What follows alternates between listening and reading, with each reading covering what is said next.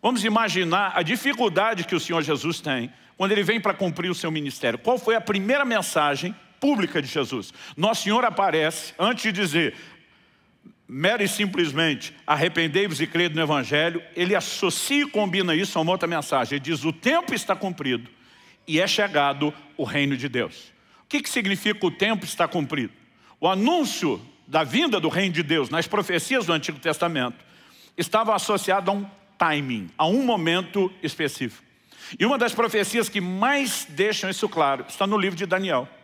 No capítulo 2 nós lemos que o rei Nabucodonosor tem o que não é meramente um sonho, uma revelação divina. Mas ele não consegue entender. Daniel e seus amigos oram, Deus revela não apenas o que ele sonhou, mas a sua interpretação. Daniel se coloca diante do rei Nabucodonosor e diz, você sonhou com uma grande estátua composta de 4 tipos de metais.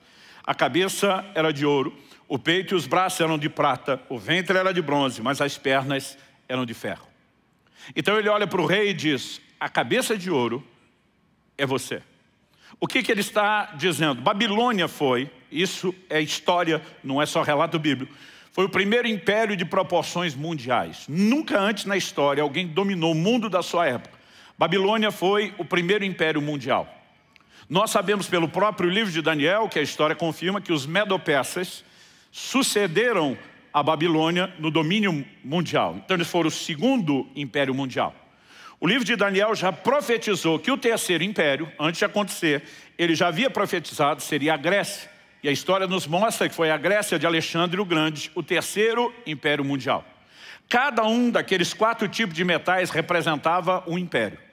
Então, quando Daniel diz a cabeça de ouro é você, mas ele diz depois de você virá um reino inferior ao seu, ele está dizendo cada mudança de metal é mudança de império. Na visão, uma pedra era cortada sem auxílio de mãos, ou seja, não era algo humano, era uma intervenção divina. E essa pedra cortada sem auxílio de mãos, ela vinha atingir a estátua, aonde? Nos pés. Em outras palavras, o anúncio era, nos dias do 4º império, a pedra virá. Quando você olha para o Velho Testamento, uma das maiores incidências nas profecias messiânicas sobre a vinda de Jesus está relacionado com a pedra. A pedra que os edificadores rejeitaram, a pedra de esquina, a pedra angular, e a lista vai longe. Essa pedra cortada sem auxílio de mãos era uma intervenção divina. O Messias viria nos dias do 4º império. Mas não apenas viria nos dias do 4º império.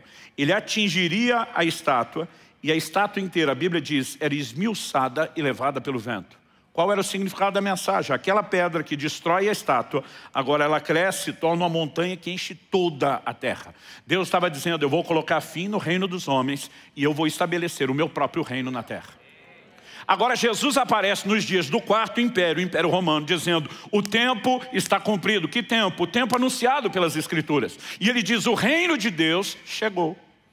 Todo mundo que vivia aquela expectativa está pensando num reino físico, não necessariamente no reino espiritual. Por quê? Aquela estátua que seria substituída era um reino físico. E eles não conseguiram entender a expressão de um reino espiritual. E o Senhor Jesus teve uma certa dificuldade, vamos dizer assim, para trabalhar esse entendimento e essa compreensão. Alguns dos textos que nos mostram isso, por exemplo, Lucas capítulo 19, verso 11, diz assim, ouvindo eles essas coisas, Jesus propôs uma parábola. Visto estar perto de Jerusalém e lhes parecer que o reino de Deus havia de se manifestar imediatamente. Jerusalém era a capital do reino. Vamos imaginar o contexto, trocando lugar com ele, só para vocês entenderem, que Jesus, na versão brasileira, está indo para Brasília. A turma está dizendo, é agora que vai assumir o poder. Jesus olha e percebe que eles estão esperando que o reino vai se manifestar imediatamente. Então ele conta uma parábola. Qual a parábola? Lá em Lucas 19, ele vai falar sobre a necessidade de que esse rei se ausente por um tempo e que somente na sua segunda vinda é que o reino de fato seja estabelecido.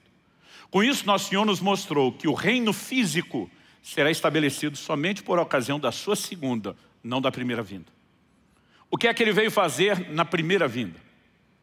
Em Lucas, no capítulo 17, nos versos 20 e 21, a Bíblia diz assim, interrogado pelos fariseus sobre quando viria o reino de Deus, Jesus lhes respondeu, não vem o reino de Deus com visível aparência, nem dirão ele aqui ou lá está, porque o reino de Deus está dentro de vós.